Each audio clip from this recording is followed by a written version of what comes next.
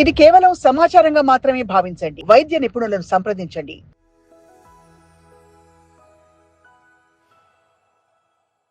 అరికాళ్ళ కింద భాగం అంతా కూడా పూర్తిగా నొప్పెడుతూ ఉంటుంది, నడవలేకపోతూ ఉంటాం.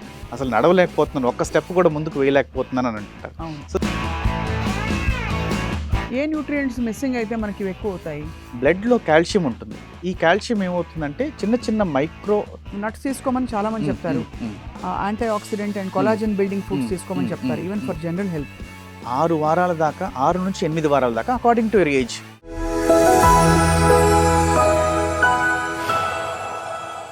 Hello and welcome to Sakshi life.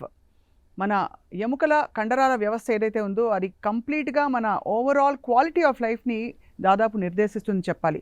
మామూలుగా ఎముక విరిగినప్పుడు ఆర్థోపెడిక్ డాక్టర్ దగ్గరికి వెళ్తాం, లేదు బాగా నొప్పులు ఎక్కువ అయితే వెళ్తాం. కానీ ఇవి లేకుండా కూడా దైనందిన జీవితంలో కూడా మనకి అక్కడక్కడ నొప్పులు వస్తూనే ఉంటాయి. ఎస్పెషలీ 50-60 సంవత్సరాలు పైబడిన వారు, వ్యాయామం చేయని వాళ్ళకి ఇవి ఎక్కువ అవుతూ ఉంటాయి. Let's talk point by point. ఇవాళ ఎవరూ మాట్లాడని పెయిన్స్ గురించి మాట్లాడబోతున్నాం. I have with me very eminent senior orthopaedic surgeon from Care Hospitals Banjara Hills, doctor Manoj Kumar గారు.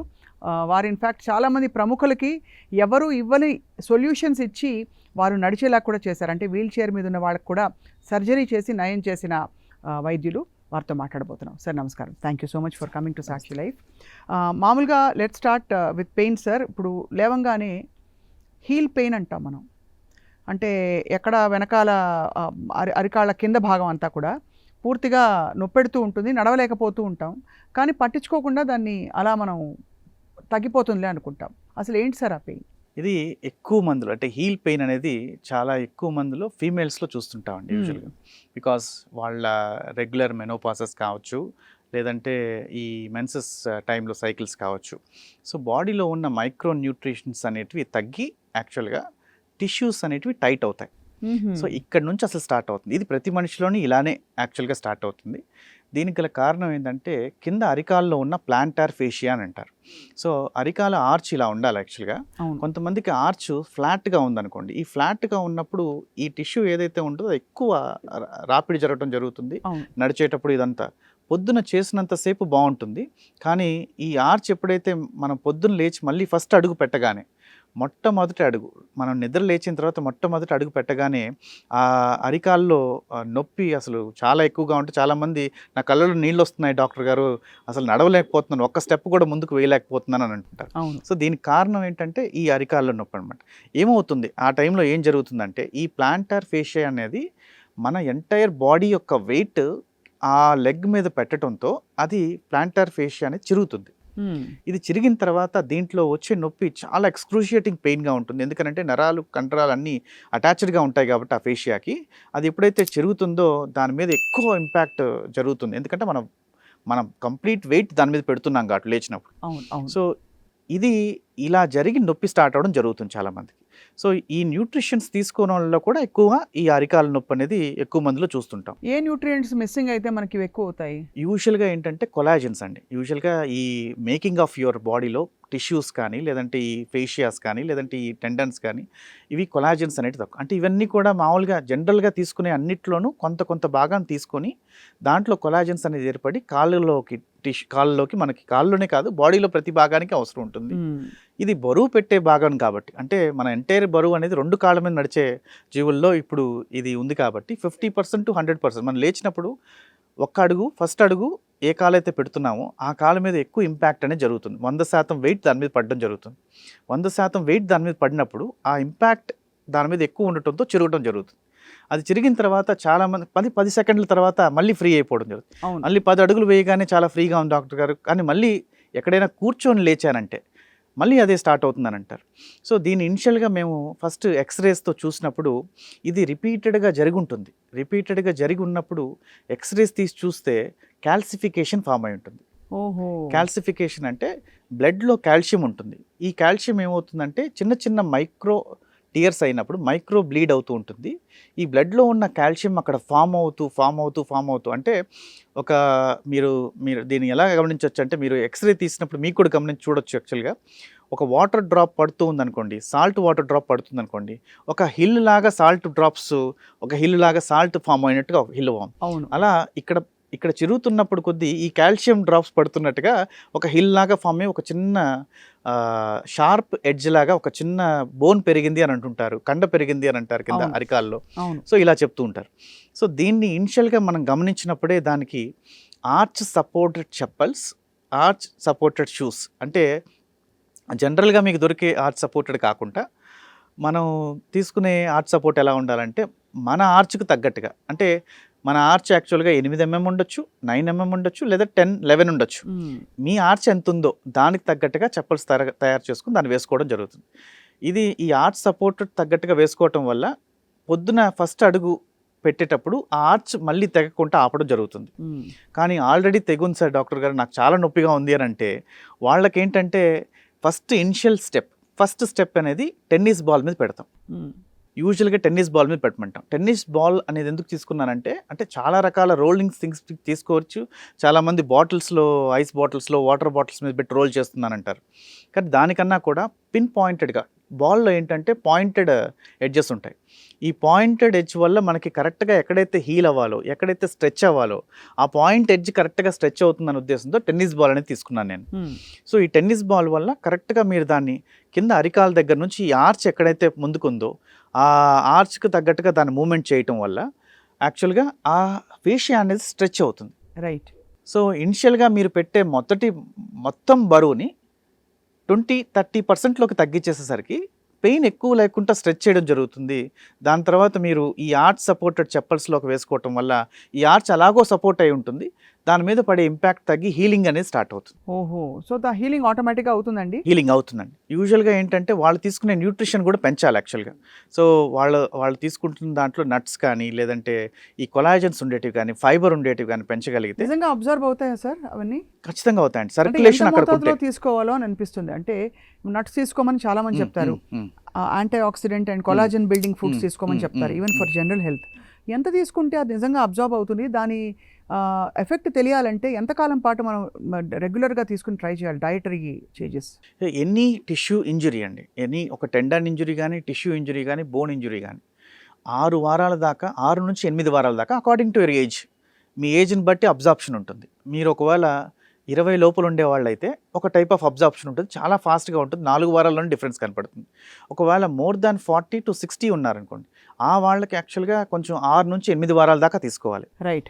కానీ ఎంత ఎక్కువగా తీసుకుంటే అంత ఎక్కువ అబ్జార్ప్షన్ ఉండదండి. బాడీ తత్వం ఏంటంటే ఎంత తీసుకున్నా దానికి తాను ఎంత కావాలో ఉపయోగించుకొని దాన్ని బయటికి తీసుకెళ్ళటం బాడీ యొక్క మెకానిజం అది. సో మనం 2000 యూనిట్స్ లేదా 2000 కిలో క్యాలరీస్లో మనం కొలాజన్ తీసుకున్నా దానికి కావాల్సిన 280 తీసుకుంటుంది. మిగతాది ఫ్యాట్ గానో లేదంటే ఇంకొక దానిలో కన్వర్ట్ కావాలి, లేదంటే మిగతాది ఎక్స్క్రీట్ అవ్వాలి, అంతే. సో ఇలానే జరుగుతుంది ప్రాసెస్లో. రైట్. సో ఈ కొలాజన్స్ తీసుకోవటం ప్లస్ ఈ టెన్నిస్ బాల్తో ఎక్సర్సైజ్ చేయటం అనేది చేయగలిగితే చాలామంది ఈ ప్రాబ్లం నుంచి అరిపాదాల నొప్పి, హీల్ నొప్పి ఏదైతే అది తగ్గుతుంది ఖచ్చితంగా. సో ఇది కాకుండా రెండో చాలా కామన్ పెయిన్, దాదాపు ఐ థింక్ 10లో 8 మందికి ఉంటుంది ఏదో ఒక మోతాదులో, అది లోవర్ బ్యాక్ పెయిన్. అది సయాటికా అని కొంతమంది అంటారు. ఇంకా ఐటీ బ్యాండ్ సిండ్రోమ్, పక్క నుంచి మొదలై సైడ్ నుంచి ఈ థైలోకి వచ్చేస్తుంది అంటారు. అది దేనికి రిలేటెడ్ అండ్ దానికి ఎముకలకి ఉండే సంబంధం ఏంటి? సో ఎముకలకి ఈ సయాటికాకి ఆర్ ఐటీ బ్యాండ్ సిండ్రోమ్కి అండ్ బ్యాక్ పెయిన్కి సో యాక్చువల్గా కనెక్షన్ ఉందండి. ఎందుకనంటే దీనికి అన్నిటికీ కనెక్షన్ ఆస్టియోపోరోసిస్ను స్టార్ట్ అవుతుంది. ఎముక వీక్ అవడంతో బ్యాక్ పెయిన్ అనేది స్టార్ట్ అవుతుంది. ఎముక వీక్ అవడానికి గల కారణం మనలో కాల్షియం కానీ, డి విటమిన్ కానీ తక్కువ ఉండటం. సో మన న్యూట్రిషన్ తగ్గటం, ఇవన్నీ తగ్గటం వల్ల జరిగే చిన్న ఇంపాక్ట్ ద్వారా, లేదా మన సన్కి ఎక్స్పోజ్ కాకపోవడం, మనకి రెగ్యులర్గా చిన్న ఎక్సర్సైజెస్ లేకపోవడం వల్ల ఈ బ్యాక్ పెయిన్ స్పాజమ్ అనేది క్రియేట్ అవుతుంది. క్రియేట్ అయిన తర్వాత ఈ రెండు ఎముకలకు మధ్యలో డిస్క్ అనేది ఉంటుంది. ఈ డిస్క్ ఎప్పుడైతే కంప్రెస్ అవుతుంటుందో, అంటే ఈ స్పాజం వెనకాల ఉన్న కండరాలు టైట్గా పట్టడం వల్ల, ఈ వెనకాల ఉన్న కండరాలు కూడా ఎందుకు పడుతున్నాయంటే మనల్ని కాపాడటానికి. అవును. అసలు ఇది తెలుసుకోవాలండి. చాలామంది నొప్పి వచ్చిందనంటే నొప్పి మనల్ని చెప్తుంది, మన బాడీ మనకు చెప్తుంది మీరు చేసే పని తప్పండి, నేను ఇంకా మూమెంట్ చేయనివ్వను అని ఆపుతుంది. ఇది ఆపటం చేయకపోతే, ఇంకా చేస్తే ఇంకా డ్యామేజ్ చేస్తున్నట్టు ఆ టిష్యూని మనం. అవును. సో ఉద్దేశంతో ఈ ఏదైతే డిస్క్ ఉందో, ఎప్పుడైతే నలుగుతుందో డిస్క్ అనేది ప్రొలాప్స్ అవుతుంది. సో ఇంతకు ముందు రోజుల్లో సయాటికా అనేది ఇట్స్ బ్రాడ్ టర్మ్. సయాటికా అనేది మన కాళ్ళ లాగటంలో సయాటికా అని ఉంటుంది. మేము ఇప్పుడు సయాటికా దాకా వెళ్ళట్లేదు. సయాటికా కన్నా పైన రూట్ లెవెల్లో ఎక్కడ ఏ రూట్ నుంచి తగిలితే కిందకి లాగుతుందని చెప్తున్నాం. L4, L5 లెవెలా, అవును. L5, S1 లెవెల్లో ఉందా, లేదా దాని మించి L2, L3 కానీ L3, L4 లెవెల్స్లో ఉన్నాయా లేదా అని చెక్ చేసుకుంటుంది. సో ఇది బోన్ వీక్నెస్ ద్వారా స్టార్ట్ అవుతూ ఉంది. తర్వాత ఇది కాలుకు లాగటం స్టార్ట్ అవుతుంది. బట్ ఈ డిస్క్ ప్రొలాప్స్కి ఐటీ బ్యాండ్ సిండ్రోమ్కి, ఐటీ బ్యాండ్ సిండ్రోమ్ అంటే ఒక సైడ్ అంటే మన థైకి ఒక ఎముక భాగం ఆల్మోస్ట్ హిప్ నుంచి మన ఫీమర్ బోన్ నుంచి కింద నీ జాయింట్ దాకా ఒక ఫేషియా, సన్నటి ఫేషియా ఒకటి అటాచ్ అయి ఉంటుంది. ఇది కూడా టైట్గా ఎప్పుడైనా అయినప్పుడు కూడా, అలాంటప్పుడు కూడా ఈ ఐటీ బ్యాండ్ అనేది చాలా వరకు టైట్గా పట్టేసి నొప్పి వస్తుంది సార్, జరుగుతుంది. దీంట్లో చాలామందికి వచ్చే ప్రాబ్లం ఏంటంటే లేటరల్ సైడ్ ఆఫ్ థై, అంటే ఒక సైడ్ ఆఫ్ థైలో నంబుగా ఉండటం, అవును, ఒక సైడ్ ఆఫ్ థైలో తిమ్మిర్లు రావటం, మంటగా ఉండటం, బర్నింగ్ సెన్సేషన్ ఉంటుంది. దాన్ని మా టెక్నికల్ పదాల్లో దాన్ని ఏమంటారంటే మెరాలజియా పారాస్థెటికా అంటాం. మెరాలజియా పారాస్థెటికా అంటే ఒక సైడ్ ఆఫ్ నర్వ్ వచ్చే భాగానికి మనం ఈ ఫీమేల్స్ అయితే బొందు తాడు కట్టుకోవడం కానీ, లేదంటే ఒక టైట్గా ఏదైనా స్ట్రక్చర్ ఇక్కడ బెల్ట్స్ వేసుకోవడం కానీ, మేల్స్ అయితే బెల్ట్స్ వేసుకోవడం కానీ. సో సార్ నాది లూజ్గానే ఉంది డాక్టర్ గారు అని చాలామంది చెప్తుంటారు. నేను ఎప్పుడు కట్టుకున్నప్పుడు చాలా లూజ్గానే కట్టుకుంటారు, బెల్ట్ చాలా లూజ్గానే ఉంటుందని. కానీ వాళ్ళు కూర్చొని పని చేస్తే మాత్రం అది ఇప్పుడు కూడా టైట్ అవుతుంది. దానివల్ల వస్తుందా సార్ ఇది? దానివల్ల ఖచ్చితంగా ఈ మెరాలజియా పారాస్థెటిక్ అనేది వస్తుంది. ఏమిటి ఆ తిమ్మిర్లు ఎక్కడాలు ఇవన్నీ కూడా. అది ఇట్స్ నాట్ ఇది ఎక్సర్సైజ్ లేక కాదు, అట్లాంటిది ఏం కాదు. లేదండి. ఇంకొకటి చాలా మందికి పొట్ట పెరిగి ఉండటం, అంటే బాను పొట్టలాగా ఉండటం కానీ, అలా ఉండటం వల్ల ఇది ఎప్పుడైతే ఆ పొట్ట ఎప్పుడైతే ముందుకు పడుతుందో, అంటే ఎప్పుడు సాగింగ్ ఆఫ్ స్టమక్ ఉందో అప్పుడు కూడా ఆ నర్వ్ మీద ఇంపాక్ట్ అవుతూ ఉంటుంది. అప్పుడు కూడా ఇది రావడం జరుగుతుంది. ఇది చాలా ఈజీగా చేసుకోవచ్చండి హీలింగ్. ఫస్ట్ దాని మీద పడే ప్రెషర్ తగ్గించుకోవటం. ఎక్కువ పట్టుండే వాళ్ళైతే దాని మీద పడకుండా బెల్ట్స్ అనేటివి ఉన్నాయి సపోర్టింగ్, అంటే పెల్విక్ సపోర్టింగ్ బెల్ట్స్. అంటే యూజువల్గా ప్రెగ్నెన్సీ అప్పుడు కూడా ఇలాంటి ఇష్యూస్ ఎక్కువ వస్తుంటాయి, వాళ్ళు కూడా ఇలాంటి సపోర్టింగ్ బెల్ట్స్ వాడుతుంటారు యాక్చువల్గా. అలాంటి బెల్ట్స్ వాడటం వల్ల ఆ ఇంపాక్ట్ చాలా వరకు తగ్గిపోతుంది. రెండోది, ఎక్కడైనా కూడా ఇలాంటి తిమ్మిర్లు కానీ, మంట కానీ, లేదంటే బర్నింగ్ సెన్సేషన్ కానీ ఒక ఏరియాలో వస్తుంది అని అంటే నర్వ్ ఇంపాక్ట్ అవుతుందని తెలుసుకోవాలి ఖచ్చితంగా. ఆ నర్వ్ ఎప్పుడైతే ఇంపాక్ట్ అవుతుందో B12ని ఇవ్వడం జరుగుతుంది. ఎందుకనంటే నరాలన్నీ కూడా ఎలా ఉంటాయంటే, ఒక చిన్న ఎగ్జాంపుల్గా కరెంటు వైర్ ఎలా ఉంటుందో అలా ఉంటుంది తీగలాగా. దీని మీద ఉన్న ప్లాస్టిక్ లేయర్ అనేది మైలిన్ షీత్ అంటారు. ఈ మైలిన్ షీత్ ఉన్నంత వరకు మనకి ఎటువంటి ప్రాబ్లమ్స్ ఉండవు, ఏ టచ్ చేసినా అబ్జర్వ్ చేసుకుంటాం. ఈ మైలిన్ షీత్ పోయినప్పుడు ఎలక్ట్రిక్ వైర్లో ప్లాస్టిక్ వైర్ పోయి కాపర్ వైర్ ఎలా టచ్ అయితే మనకు షాక్ కొడుతుందో, అలా మైలిన్ షీత్ పోయినప్పుడు ఆ ప్లాస్టిక్ వైర్ పోయినట్టే దాని మీద. సో డైరెక్ట్గా ఏది ఇంపాక్ట్ అయినా కూడా తిమ్మిర్లు రావటం, కరెంట్ షాక్ కొడుతుంది అంటుంటారు చాలామంది. కాళ్ళు ఆగుతుందండి, కరెంట్ షాక్ కొడుతుంది, తిమ్మిర్లు వస్తున్నాయి అంటారు. దీనికి కారణం ఆ విధంగా స్టార్ట్ అవుతుంది. మరి ప్రెగాబాలిన్ ఎందుకు ఇస్తారు సార్? ప్రిగాల్విన్ అనేది ఒక హీలింగ్ ఫ్యాక్టర్ అండి. యాక్చువల్గా ఒక నర్వ్ని హీల్ చేయడానికి ఒక ఫ్యాక్టర్, అండ్ నర్వ్ని కూల్ డౌన్ చేయడానికి, అంటే రిలాక్స్ చేయడానికి. అంటే ఇప్పుడు మనం ఇనిషియల్గా ఇదే ఎగ్జాంపుల్లో ఒక వైర్ని ఇనిషియల్గా అదే రీప్లేస్ చేసేదాకా ఒక ప్లాస్టిక్ టేప్తో ఎలా చుడతామో అలాంటి ఒక ఇంపాక్ట్ అనమాట. ఇది హీల్ అయ్యేదాకా తాత్కాలికంగా ఆ పెయిన్ తగ్గించాలి. నర్వ్ డ్యామేజ్ అయిన తర్వాత రీఫార్మ్ అవ్వడానికి అది చిన్న పిల్లవాళ్ళ దగ్గర నుంచి ఏజ్ ఓల్డ్ పీపుల్ దాకా minimum time is 6 months. Okay. But మీకు ఒక 1 month 2 monthsలో ఇంపాక్ట్ చేంజెస్ కనపడవచ్చు, కానీ 6 monthsలో ఆ నర్వ్ అనేది హీల్ అయ్యేది బాగా కనపడుతుంది. ఈ లోవర్ బ్యాక్ పెయిన్కి మీరు చెప్పారు, దానికి ఇటువంటి మైల్డ్ పెయిన్స్ ఉన్నప్పుడు stage 1 pains, is it advisable to do exercise? Gym చేయొచ్చా, లేదు బ్యాక్ బెండ్స్, తర్వాత ఇలాంటి యోగా పోజెస్, స్ట్రెచ్చింగ్లు అవి చేసుకోవచ్చా? సూపర్విజన్ అవసరం అంటారా? ఖచ్చితంగా సూపర్విజన్ అయితే అవసరం అండి. ఎందుకంటే చెప్పాలంటే డెఫినెట్గా బ్యాక్ పెయిన్స్ ఉన్నవాళ్ళు కానీ, ఇనిషియల్గా స్టార్ట్ అయిన వాళ్ళు, అక్యూట్ పెయిన్స్ అంటే ఇప్పుడే స్టార్ట్ అయింది పెయిన్, చాలా పెయిన్ ఉంది, కొంచెం తగ్గింది అనుకోండి, అలాంటప్పుడు ఎక్సర్సైజ్ చేయకపోవడం మంచిది. ఎందుకనంటే ఆల్రెడీ కండరాలు టైట్గా స్ట్రెచ్ అయ్యండి, దాన్ని మీరు ఇంకా స్ట్రెచ్ చేయగలిగితే చిరగటం జరుగుతుంది. అప్పుడు మనం ఇంకొక పెయిన్ కాస్ చేస్తున్నట్టే అక్కడ. సో ఇనిషియల్గా దీన్ని తగ్గించుకోవడానికి ఇంకొక దాన్ని తీసుకెళ్ళటం కరెక్ట్ కాదు.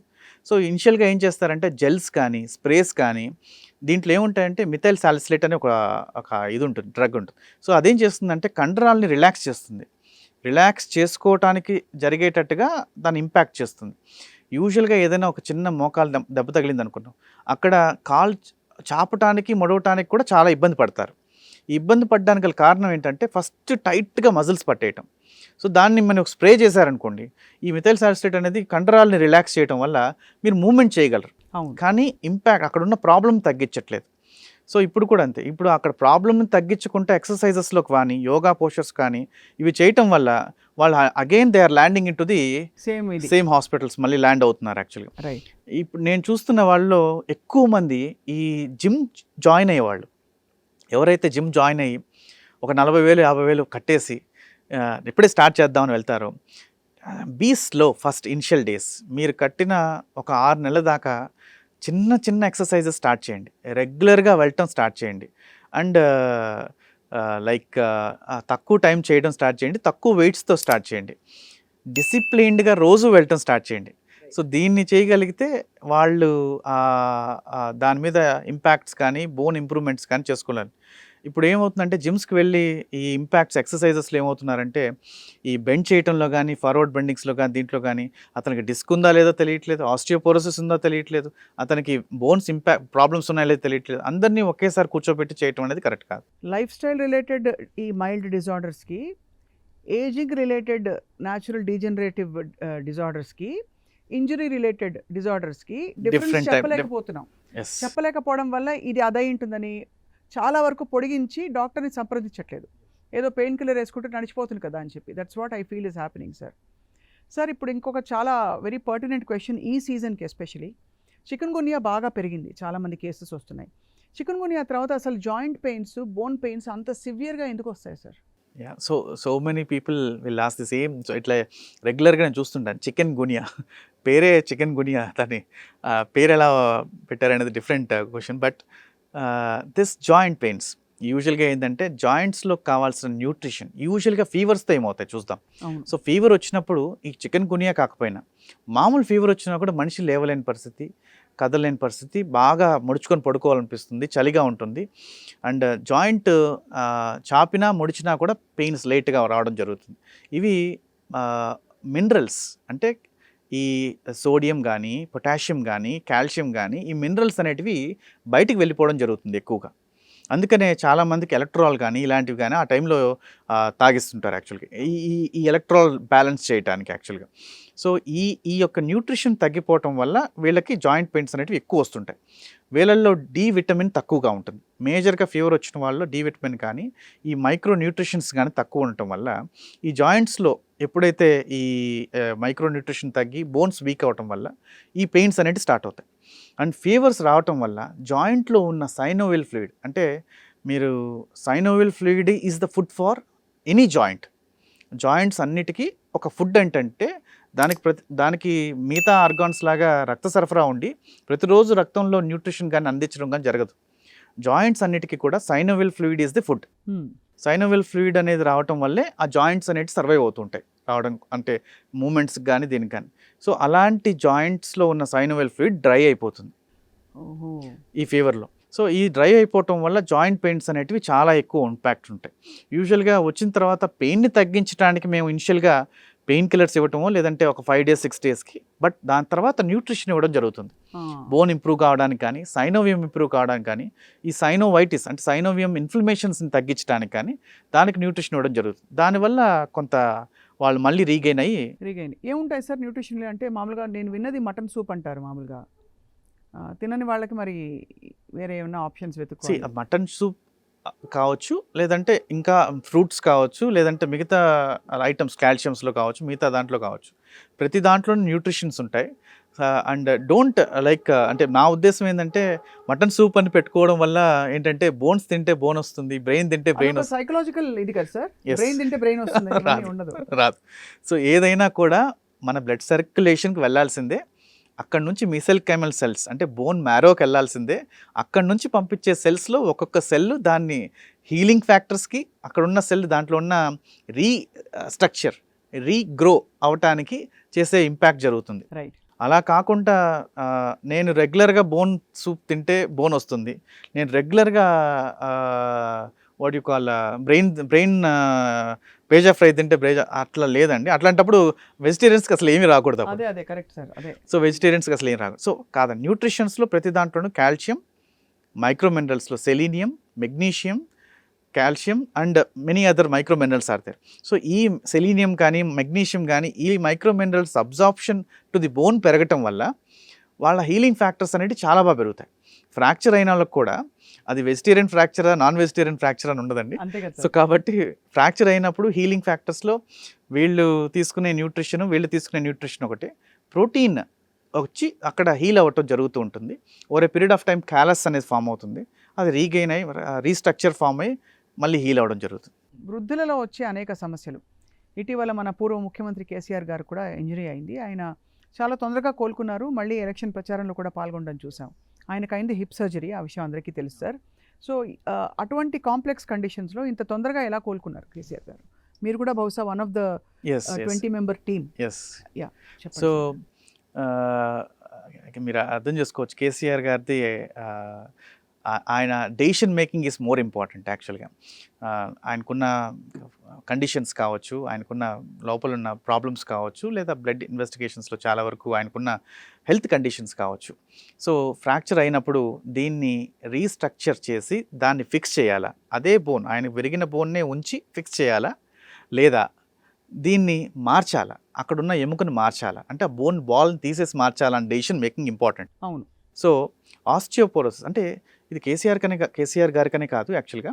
సో చాలామందికి అంటే వృద్ధుల్లో 50 నుంచి 70, 80, 90 ఏళ్ళలో ఉండే వాళ్ళందరిలో కూడా ఇలాంటి ఫ్రాక్చర్స్ జరిగినప్పుడు ఎలాంటి ఇవి తీసుకుంటావు, డాక్టర్ గారు ఎలాంటి డెసిషన్ తీసుకోవాలి? సో యూజువల్గా ఆస్టియోపోరోసిస్ అంటే ఎముక వీక్గా ఉండి చాలా పెలుసుగా ఉన్న ఎముకలో ఫిక్స్ చేయటం కన్నా రీప్లేస్ చేయటం మంచిదని డెసిషన్ తీసుకున్నారు. అవును. సో ఫిక్స్ చేయటం అనేది కొంత బాగా కార్టెక్స్ అనే బోన్ ఉంటుంది, ఆ బోన్ చాలా స్ట్రాంగ్గా ఉంటుంది. ఆ బోన్ స్ట్రాంగ్గా ఉంటే అలాంటప్పుడు వాళ్ళకి ఫిక్సేషన్ అంటే దీన్ని ఏం చేస్తారంటే రీకన్స్ట్రక్షన్ చేస్తామన్నమాట. సో ఆ మళ్ళీ 2 ఎముకల్ని దగ్గరికి చేర్చి ఒక రాడ్ లాంటివి వేసి ఉంచి ఫిక్స్ చేస్తాం.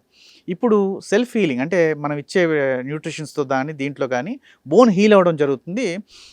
యూజువల్గా అవుతుంది, హీలింగ్ అవుతుంది, ఏ ఏజ్లో అయినా అవుతుంది, కానీ కొంత ఏజ్ పెరిగిన వాళ్ళకి స్లోగా అవుతుంది. సో కానీ సీఎం గారికి మాత్రం, ఒకవేళ ఇంతకుముందు కేసీఆర్ గారికి మాత్రం యాక్చువల్గా సిమెంటెడ్ హిప్ చేయటం వల్ల లేదా దీనివల్ల ఏంటంటే చాలా తొందరగా కోలుకోవడం జరిగింది. అదే అన్సిమెంటెడ్ హిప్ కానీ లేదంటే రీకన్స్ట్రక్షన్ కానీ లేదా పిఎఫ్ఎన్స్ కానీ లేదా ఇలా నెంబర్ ఆఫ్ ఇవి ఉన్నాయి, ఇవి చేస్తుంటే కనీసం ఒక 3 నుంచి 4 నెలల దాకా కూడా అది హీల్ అయ్యేదాకా, ఆ ఎముక హీల్ అయ్యేదాకా నడిపించుకుపోవడం జరిగేది. కానీ చేసిన సర్జరీ ఫస్ట్ రోజు, సెకండ్ రోజు ఆయన నడవడం జరిగింది. యూజువల్గా నడవడం జరిగినప్పుడు మీరు అర్థం చేసుకోవచ్చు, దీంట్లో సిమెంటెడ్ హిప్స్ అని వచ్చున్నాయి, దీంట్లో అన్సిమెంటెడ్ హిప్స్ అని వచ్చున్నాయి. So but there are some risky chances are they. Cement use చేసినప్పుడు సడన్గా హైపోటెన్షన్, గుండె బీపీ అనేది చాలా తగ్గడం జరుగుతుంది, హార్ట్ ప్రాబ్లం రావడం జరుగుతుంది. బోన్కి పెట్టినా కూడా హార్ట్ అంతా అతవరకు వెళ్తుందండి. వస్తుందండి. సో సిమెంట్ పెట్టడం వల్ల జాయింట్లో హీట్ అనేది ప్రొడ్యూస్ అవుతుంది ఫిక్స్ అయ్యేటప్పుడు. ఈ హీట్ ప్రొడ్యూస్ అయినప్పుడు బాడీ ఇంపాక్ట్ ఏం చేస్తుందంటే టెంపరేచర్ని అడ్జస్ట్ చేసుకోవడానికి లో టెంపరేచర్కి వెళ్ళడం జరుగుతుంది. బీపీ చాలా వరకు సిమెంట్ పెట్టినప్పుడు తగ్గిపోవడం జరుగుతుంది. అంటే మామూలుగా 130/80 ఉండాల్సింది 120/80 ఉండాల్సింది అక్కడ స్టెబిలైజ్ చేసి ఉంచుతారు యూజువల్గా సర్జరీ చేసేటప్పుడు. అది ఒక్కసారిగా సిమెంట్ పెట్టడంతో పడిపోతుంది. సో అది ప్రాసెస్లోనే అవుతుందా సార్, తర్వాత కూడా అవ్వచ్చు? లేదు, 6 నుంచి 8 నిమిషాల్లోనే అవుతుంది. ఓకే. ఈ సిమెంట్ సెట్టింగ్ టైం 6 నుంచి 8 నిమిషాల్లోనే జరుగుతుంది. ఆ టైంలో చాలా ప్రమాదాలు, రిస్క్లు అవ్వడానికి ఛాన్సెస్ ఉంటాయి. బట్ సక్సెస్ఫుల్గా దాన్ని మానిటర్ చేసి టీమ్ ఆఫ్ సర్జన్స్ కలిసి ఆ బీపీని కరెక్ట్గా స్టెబిలైజ్ చేసి ఫస్ట్ దాన్ని కొంచెం బీపీని పెంచి దాని తర్వాత వాళ్ళకి ఆ ఇంప్లాంట్ పెట్టడం జరుగుతుంది. దాని తర్వాత అది తగ్గినా కూడా నార్మల్ స్టేజ్ వస్తుంది. బట్ పెంచినప్పుడు కూడా జాగ్రత్తగా పెంచాలి కదా సార్. అవును, ఎక్కువ పెంచకూడదు, దాన్ని కరెక్ట్గా దాని anaesthesia team of anaesthesia will act on that and వాళ్ళు దాన్ని కరెక్ట్గా డెసిషన్ తీసుకొని కరెక్ట్ డోసేజ్లో ఇవ్వడం కూడా జరుగుతుంది. అన్ని మానిటర్ కరెక్ట్గా జరిగితే నౌ హీఈస్ వాకింగ్. ఎన్ని అద్భుతాలు సార్ అసలు మెడికల్ టెక్నాలజీలో నౌ. సో ఇది మీరు చెప్పారు కాబట్టి సార్, కాల్షియం మామూలుగా తక్కువ ఉండే కండిషన్స్ గురించి మాట్లాడతాం. ఆస్టియోపోరోసిస్ కాల్షియం ఎక్కువ ఉంటే దాన్ని తగ్గించుకుని మోడరేషన్కి తీసుకురావాలంటే ఏ ఫుడ్స్ తీసుకోవాలి? యూజువల్గా కాల్షియం ఎక్కువ మనం ఉన్నంటే అది చాలా ప్రమాదకరమైన ప్రాబ్లం అన్నమాట.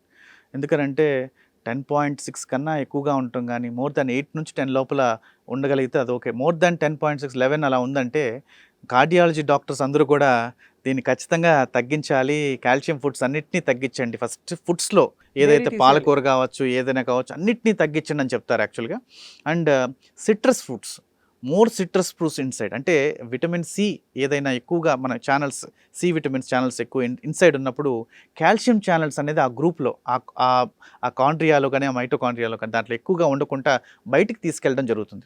అంటే యూరిన్లో ఎక్కువ కాల్షియం బయటికి రావడం అనేది జరుగుతుంటుంది. అందుకనే మనకి స్టోన్స్ వచ్చాయంటే సిట్రాల్ కానీ సిరప్స్ ఇస్తారు యూజువల్గా.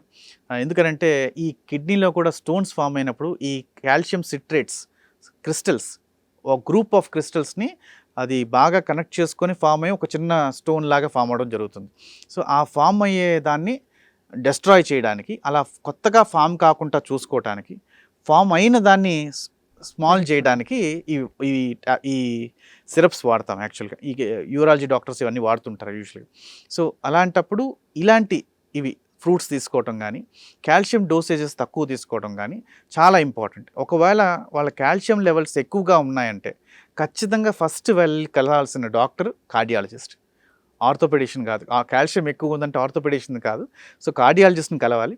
కలిస్తే వాళ్ళు దానికి ఫస్ట్ స్క్రీనింగ్ చేస్తారు. ఎంత మన హార్ట్లోకి వచ్చే వెజల్స్లోకి కాల్షియం చేరింది, అంటే అది యాంజియోగ్రామే సార్. అంటే ఫస్ట్ స్క్రీనింగ్ అనేది చేస్తారమ్మా. ఫస్ట్ ఎక్స్రేస్ తీస్తారు. ఎక్స్రేస్లోనే వెజల్స్ అనేటివి ఎంత కాల్సిఫికేషన్స్ ఉన్నాయని తెలుస్తాయి. అంటే వాళ్ళకి over a period of time ఇది ఎక్కువగా ఉందంటే తెలుస్తుంది. ఏజ్ రిలేటెడ్ పీపుల్ కూడా తెలుస్తుంది యాక్చువల్గా. వాళ్ళ స్క్రీనింగ్లో చాలా వరకు కాల్షియం డిపాజిట్స్ ఎక్కువ ఉన్నాయని తెలిసింది, లేదా ఈ దీంట్లో ఈ స్కానింగ్లో కనపడింది, అండ్ ఈ బ్లడ్ రిపోర్ట్స్లో కనపడిన తర్వాత వాళ్ళు ఖచ్చితంగా దాన్ని తగ్గించడానికి చేయాల్సిన అన్ని ఎఫర్ట్స్ చేస్తారు. ఎందుకంటే మూమెంట్ ఉండాల్సిన, సర్క్యులేషన్ ఉండాల్సిన ఒక పైపు, ఒక చిన్న రక్తనాళం స్ట్రాంగ్ హార్డెస్ట్ పైప్ అయిందనుకోండి, అది ఎప్పుడు ఒక చిన్న మనం చేసే చిన్న మూమెంట్స్కి కూడా అది విరిగే అవకాశం ఉంటుంది. రక్తనాళాలు బెండ్ అవుతున్నాయి మన చేతులు మూమెంట్ చేసినప్పుడు కానీ ఇది కానీ, అలా బెండ్ కాకుండా విరిగాయి అనుకోండి, రక్తం బ్లీడింగ్ అవుతూ ఉంటుంది. దాన్ని bleeding time and clotting time అంటాం. ఆ బ్లీడింగ్ టైం క్లాటింగ్ టైంలో ఏమవుతుందంటే ఇది రక్తం ఆ క్లాటింగ్ టైం అవ్వదు, అది బ్లీడ్ అవుతూనే ఉంటుంది. ఆ ఇంటిమా అనే దాన్ని ఫ్రాక్చర్ అవ్వడంతో. యూజువల్గా హిమోఫీలియా ఆ ప్రాబ్లమ్స్ ఉండే వాళ్ళకైతే ఈ బ్లీడింగ్ టైం క్లాటింగ్ టైం అనేది డిఫరెన్స్ ఉంటుంటుంది.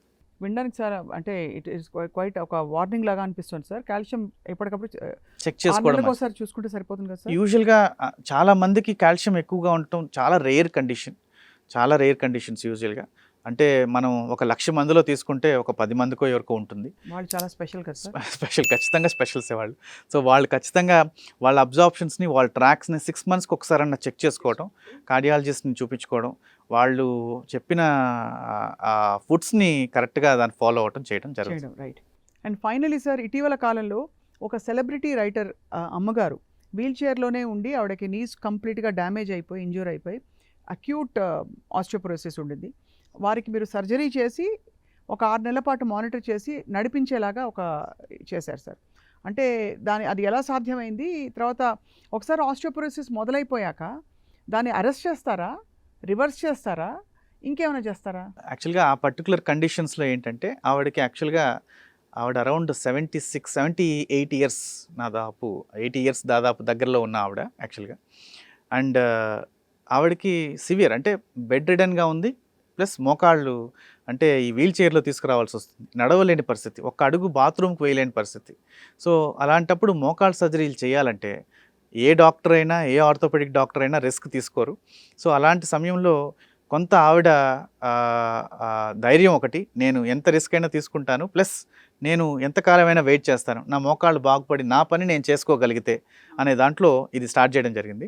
సో నేను ఫస్ట్ 2 నెలలు 3 నెలలు యాక్చువల్గా ఈ ఆస్టియోపోరోసిస్ ఇంజెక్షన్ ఇచ్చి, ఆస్టియోపోరోసిస్ అంటే జెన్స్మాబ్ ఇంజెక్షన్ ఇచ్చి ఫస్ట్ స్లో డౌన్ చేసాం. ఆస్టియోపోరోసిస్ అంటే బోన్ నుంచి మన రోజు డైలీ ఎంతో కొంత కాల్షియం కానీ మైక్రో మినరల్స్ కానీ యూరిన్లోనో లేదా మోషన్లోనో బయటకు వెళ్ళిపోతూ ఉంటుంది. That's a regular process. దాన్ని స్లో డౌన్ చేయటం, దాన్ని అరెస్ట్ చేయటం కాదు. అరెస్ట్ చేస్తే మనం ప్రకృతికి విరుద్ధంగా వెళ్తున్నట్టు. సో అరెస్ట్ చేయడం కాకుండా స్లో డౌన్ చేయటం అంటే మన బోన్ మన దాంట్లో ఉన్నట్టు. ఆస్టియోపోరోసిస్ అంటే ఎముక చాలా పల్స్ బారిపోవటం, గుల్ల బారిపోవటం అంటారు. అంటే చాలా ఫ్రెజైల్. ఒక బోన్ ఒక గ్లాస్ కిందకి పడేస్తే విరిగితే 4-5 ముక్కలుగా విరుగుతుంది. అదే ఒక చెక్క ముక్కను పడేస్తే రెండు ముక్కలుగా విరగచ్చాము. అంటే చెక్క ముక్క ఎందుకు రెండు ముక్కలుగా విరుగుతుందంటే దాంట్లో ఉన్న సాలిడ్ పార్ట్. అవును. అది గ్లాస్ ఎందుకంటే ఫ్రెజైల్. అందుకనే ఆస్టియోపోరోసిస్ ఫ్రాక్చర్స్ని ఫ్రెజైల్ ఫ్రాక్చర్స్ అంటారు. ఆస్టియోపోరోసిస్ని సైలెంట్ డిసీజ్ అంటారు. చెప్పదు మనకు వస్తున్నట్టు తెలియదు. విరిగిన తర్వాత కానీ మనకి దాని గురించి ఐడియా ఉండదు. సో అలాంటి కేసెస్ని ముందు బోన్ స్ట్రెంగ్తెన్ చేయడం జరగాలి. సో దానికోసం ఆస్టియోపోరోసిస్ ఇంజెక్షన్ చేసుకొని కొంతకాలం ఎముకని బలం చేసుకున్న తర్వాత ఈ ఆపరేషన్ స్టార్ట్ చేయడం జరిగింది. సో ఇప్పుడైతే ఈ ఆపరేషన్ స్టార్ట్ చేసిన తర్వాత కూడా quadriceps and hamstring strengthening exercises, అంటే ఈ కండరాలు, ముందున్న కండరాలు కావచ్చు, వెనకనున్న కండరాలు కావచ్చు, సపోర్ట్ 50% సపోర్ట్, అది 50% సపోర్ట్ మన ఎముక. సో ఈ రెండుటిని ఈక్వల్గా సైమల్టేనియస్గా జాగ్రత్తగా చేసుకొని రావడం జరిగింది. ఆవిడ ఇప్పుడు మళ్ళీ వీల్ చైర్ పట్టుకోకుండా లేదా వాకర్ పట్టుకోకుండా నడవగలుగుతుంది. ఆవిడ ఫేమస్ ఒక రైటర్ గారికి ఒక అమ్మగా ఉండడం వల్ల, సో ఆవిడ యాక్చువల్గా చెప్తూ ఉంటారు చాలామంది, నేను ఇన్ని చాలా చాలా చాలా హాస్పిటల్ తిరిగానండి, చాలా డాక్టర్స్ని కలిశాను, నాకైతే నన్ను ఎవరు రావద్దన్నారు, నన్ను ఇంట్లోనే పడుకోమన్నారు. అలాంటి కండిషన్ నుంచి ఈరోజు నేను నా పనులు చేసుకోగలుగుతున్నాను, నేను నా బాత్రూమ్ నేను చేయగలుగుతున్నాను. ఆ ఏజ్లో కావాల్సింది ఏంటంటే సపోర్ట్. మెయిన్గా ఏంటంటే తనకు తాను పని చేసుకోగలిగే సపోర్ట్ కావాలి. అది ఇవ్వడం జరిగింది. వాళ్ళకి ఆ ఇంపాక్ట్, ఆ బోన్ ఆస్టియోపోరోసిస్ ఇంపాక్ట్ అనేది తగ్గింది. ఇప్పుడు వీల్ చైర్ మీద నుంచి వీల్ చైర్ లేకుండా, వాకర్ లేకుండా నడిచే స్థితికి రావడం జరిగింది. So now they are happy patients for me. That's a great achievement sir. Doctor Manoj Kumar గారు, thank you so much for your wonderful sharing all your wonderful experiences. And finally obviously ఇంకా ఎముకల ఆరోగ్యం కోసం మనం చేయవలసిన, అంటే ఎక్కువ పాలు తాగు అని మనకు చెప్పబడింది చిన్నప్పటి నుంచి. కోర్స్ కాల్షియం ఎక్కువ ఉన్నవాళ్ళు పాలు తగ్గించేయాలి, డైరీ ప్రోడక్ట్స్, పాలకూర ఇవన్నీ తగ్గించాలి, ఏదైనా మితంగానే తీసుకోవాలంటున్నారు. So what is your best advice to take care of the body? Sunday అని పెట్టండి. సన్కి కనీసం కొద్దిసేపు అయినా ఎక్స్పోజ్ అవ్వడం చాలా ఇంపార్టెంట్ యాక్చువల్గా. కనీసం ఈ ఆస్ట్రేలియా లాగాలో ఓజోన్ పొర తెగి లేదు ఇండియాలో. సో బయటకు వెళ్ళాలంటే స్కిన్ డిసీజెస్ అని, ఇంకొక ఓజోన్ పొరతో ఇంకో క్యాన్సర్స్ అని వచ్చే స్కిన్ డిసీజెస్ ఇండియాలో లేవు. అలాంటి ఓజోన్ పొర తెగి ఇండియాలో అయితే లేదు. మీరు ఖచ్చితంగా బయటకు వెళ్ళి కూర్చోవచ్చు, ఎవరైనా స్కిన్ డిసీజ్ ఉన్న వాళ్ళు తప్ప. మిగతా వాళ్ళందరూ వెళ్ళి కూర్చోవచ్చు. So this is first advice for anybody to sit in the sun. Second thing, క్రమ పద్ధతిలో మోతాదులో నీళ్లు మంచిగా తాగటం. అంటే ఒక 3 నుంచి 4 లీటర్లు నీళ్లు ప్రతిరోజు పొద్దున్న నిద్ర లేచినప్పటి నుంచి నైట్ పడుకునే లోపల కంప్లీట్ చేయండి. ఇది కంప్లీట్ చేయటం వల్ల బాడీలో ప్రతి పార్ట్కి, మజిల్స్ కావచ్చు, టెండన్ కావచ్చు, బోన్ కావచ్చు, బ్రెయిన్ కావచ్చు, సో అన్నిటికీ నీరు అనేది చాలా అవసరం. కాబట్టి ఈ కరెక్ట్గా నీరు తీసుకునే వాళ్ళలో బాడీ కూడా కరెక్ట్గా ఉంటుంది, తన నేచర్ ఆఫ్ సిస్టమ్ కూడా కరెక్ట్గా వర్క్ చేయడం జరుగుతుంది. ఎంతో కొంత పార్ట్ ఒకే చోట కూర్చుండిపోతే, శ్రీశ్రీ గారు చెప్పినట్టుగా ఇలాంటివి ఒకే చోట మనం కూర్చోవడం, పాకటమో, నడవటమో లేదా పరిగెత్తటమో ఏదో ఒకటి చేయాలన్నట్టుగా. సో వాళ్ళు కొంత భాగం ఎక్సర్సైజెస్, అది చేతులు కూర్చున్న వాళ్ళు మూమెంట్ చేసేవాళ్ళు కావచ్చు, కాళ్ళు లేని వాళ్ళకి చేతులు మూమెంట్ చేయడం, తల మూమెంట్ చేయడం కావచ్చు, ఎంతో కొంత మూమెంట్ చేయటం వల్ల మజిల్స్ అనేటివి సపుల్గా ఉంటాయి, కండరాలు అనేవి ఫ్రీగా ఉంటాయి. వాళ్ళు ఎటువంటి పరిస్థితుల్లో ఆర్థోపెడిక్ ఓపీని కన్సల్ట్ కాకుండా ఉంటారు. యాక్చువల్గా చాలా గొప్ప విషయం చెప్పారు డాక్టర్ మనోజ్ కుమార్ గారు. Thank you so much. మీ అమూల్యమైన సమయం మాకు కేటాయించి బోల్డ్ విషయాలు చెప్పినందుకు ధన్యవాదాలు. నమస్తే.